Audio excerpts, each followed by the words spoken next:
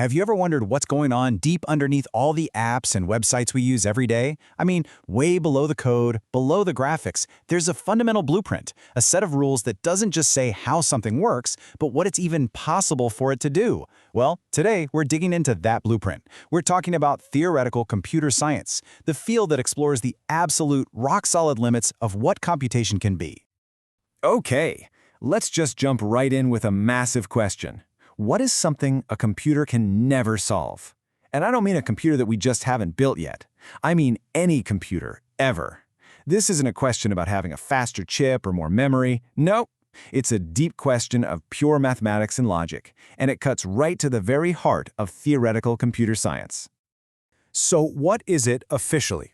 Theoretical computer science, or TCS for short, is the part of computer science that's all about the fundamental capabilities and, just as important, the limitations of computers. It's less about actually building the machines and way more about understanding the universal laws that govern them, using the super precise language of math. So here's our roadmap. We're going to break down what TCS actually is and look at its core areas. We'll see what kind of mathematical tools it uses, then get into the really mind-bending stuff, the limits of computation. After that, we'll see how it impacts our technology every single day, and wrap up with one of the biggest unsolved questions in all of science. All right, so let's really get into it. What is TCS? Well, you can think of it as the language we use to ask the biggest possible questions about computing. We're not just trying to write code that runs, we're trying to prove why it runs, figure out how efficiently it can possibly run, and maybe most importantly, discover what problems are impossible to solve with code at all. And, this field has some really deep roots. Way back in 1931, before we even had what we'd call a modern computer, a logician named Kurt Gödel basically showed that some things in math are just unknowable. You can never prove them true or false. That was the first hint of these fundamental limits. Then came Claude Shannon, who literally defined what information is mathematically. And by 1971, the Cook-Levin theorem gave us a formal way to talk about hard problems, which, trust me, we'll be coming back to that idea. Now, TCS isn't just one single thing. It's really a collection of different subfields that all work together. Let's take a look at the main pillars that hold up this whole structure of understanding computation. And wow, the scope of TCS is just staggering. It's not one topic, it's a whole universe of ideas. You've got the basics, like algorithms and data structures, but it also provides the theoretical backbone for things like cryptography, machine learning, and even the wild frontier of quantum computing. So to get a handle on all this, let's zoom in on three of the most important pillars. First up, algorithms. The best way to think of an algorithm is like a perfect recipe.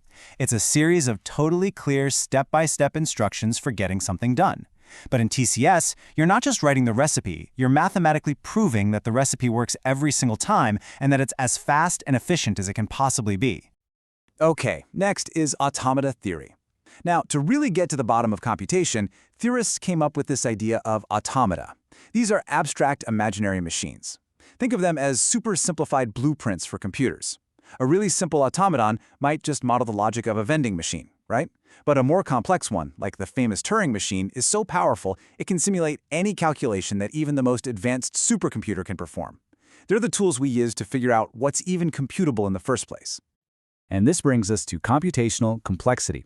This is basically the science of difficulty. It asks a simple question: how many resources, like time on the clock or space in memory, does a problem need to be solved? And the key here is that it's not about how fast your personal laptop is, it's about the deep intrinsic hardness of the problem itself. So how do theorists actually explore all these big ideas? Well, unlike a lot of other sciences, they're not in a lab running physical experiments. Theoretical computer science is built almost entirely on a foundation of pure mathematics. It's a world of logic, abstraction, and most importantly, proof. In this quote from SIGACT, the main academic group for TCS, really hits the nail on the head. The defining feature here is mathematical rigor. Ideas aren't just tested to see if they work most of the time. No, they are formally proven to be true. And that's what gives the results in this field their power. They're timeless and universal. So why do we use these weird abstract models, like Turing machines? Well, it's all about zooming out from the messy details of reality. Think about it. We have phones, laptops, smartwatches, all different hardware. But TCS wants to focus on the core logic, the absolute essence of computation that they all share. By using an abstract model, we can prove things that aren't just true for your iPhone, but for any computer we could ever dream of building. And this is where things get really profound. This brings us to one of the biggest goals in all of TCS, drawing a clear line in the sand between what is possible for a computer to do, what's just really, really hard, and what is completely, forever impossible. Yeah, you heard me right. Not all problems are created equal. On one side, you have computable problems, things like sorting a list of numbers. An algorithm can definitely solve that. But on the other side, you have uncomputable problems. The most famous one is called the halting problem. It asks, can you write one program that can look at any other program and decide if it will eventually stop or run forever? It sounds useful, right? Well, it has been mathematically proven to be impossible. No algorithm can ever exist to solve it. But wait, it gets even more interesting. Even among the problems we can solve, there's a huge divide. Theorists put the easy ones into a class called P. These are problems where finding a solution is fast. Then there's this other much weirder class called NP. These are problems where checking a solution is fast, even if finding it is incredibly hard. The perfect example is a Sudoku puzzle. Solving a giant blank one could take you forever. But if I hand you a completed one, you can check if it's correct in no time at all. That's the key difference. Okay, I know what you might be thinking. This all sounds super abstract, right? P versus NP. Who cares? Well, it turns out that this deep theoretical work is the absolute bedrock that our entire modern digital world is built on. Let's see how. Seriously, every single time you use a search engine, trusted database to find your info, or send a message over a network, you are reaping the benefits of decades of theoretical work on algorithms and data structures. This stuff isn't just academic. It's what makes the massive scale of the internet and modern software even possible. And here's my absolute favorite example: cryptography. Modern encryption, the thing that keeps your data safe online, is built on those hard problems from complexity theory we talked about. The security of your bank account literally relies on the fact that certain math problems are believed to be ridiculously difficult for even the fastest computers to solve. So in this case, a problem's difficulty isn't a bug, it's a feature. And looking ahead, TCS isn't just about making current tech better. It's defining what comes next. By playing with different abstract models of computation, it gives us the language and the rules to design totally new things. For example, quantum computing, which uses the wild principles of quantum mechanics to solve certain problems way faster than normal computers, is a direct result of this kind of theoretical exploration. Which brings us right to the edge of the map. Because for everything we do know, there's still these huge, monumental questions in theoretical computer science that are completely unanswered. And solving them could change, well, everything. And this is it. This is the big one. Maybe the single most important open question in all of computer science, and maybe all of math.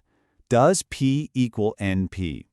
To put it another way, is the class of problems that are easy to solve the same as the class of problems that are easy to check? So why does this one little equation matter so much? Well, if P equals NP, it would mean that thousands of problems we think of today as practically impossible, like designing perfect life-saving drugs from scratch, or optimizing global shipping routes to eliminate waste, or breaking most modern cryptography, would suddenly have shockingly efficient solutions. The world would be revolutionized overnight. Now, most experts are pretty sure P does not equal NP, but we just can't prove it yet. So let's leave it there. Theoretical computer science isn't just some dusty corner of academia. It's the ongoing, active exploration of the very boundaries of what is possible. And by asking these kinds of fundamental questions, it forces us to imagine what a future might look like if those boundaries suddenly changed. So I'll leave you with this to think about. If the hardest problems suddenly became easy, what kind of world would we choose to build? Thanks for joining me.